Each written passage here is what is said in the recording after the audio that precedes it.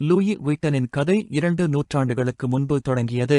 நிறுவனர் Lewis written 1821 பிரான்சில் பிறந்தார். லூயிஸ் தனது சொந்த ஊரை 13 வயதில் விட்டு 470 மைல்கள் நடந்து பாரிஸ் சென்றார். அங்கு அவர் ஒரு பெட்டி தயாரிக்கும் கடையில் 17 ஆண்டுகள் பணியாற்றினார். பெட்டி தயாரிப்பதில் சிறந்தவராக லூயிஸ் விளங்கினார். 1854 பாரிஸில் சொந்த கடையை திறந்தார். தோலுக்கு பதிலாக கேன்வாஸை பயன்படுத்தினார். இதனால் நீர்ப்புகார் பெட்டிகளை உருவாக்கினார். செவ்வக பெட்டிகளை அறிமுகப்படுத்தினார். பிராங்கோ பிரஷியன் போர் அவரது வணிகத்தை அழித்த போதிலும் மீண்டும் வளர்ந்து பிரான்சுக்கு வெளியே 1885 இல் லண்டனில் தனது முதல் கடையை திறந்தார். அவரது மரணத்திற்கு பிறகு அவரது மகன் ஜார்ஜஸ் விட்டன் வணிகத்தை உலகளாவிய நிறுவனமாக விரிவுபடுத்தினார். புதிய நூற்றாண்டு முதல் நகைகள், கடிகாரங்கள், காலணிகள், ஆண்கள் ஆடைகள், பெண்கள் ஆடைகள் என உலகின் மிகவும் பிரபலமான பழமையான ஆடம்பர பிராண்டுகளில் ஒன்றாக லூயி விட்டன் உள்ளது.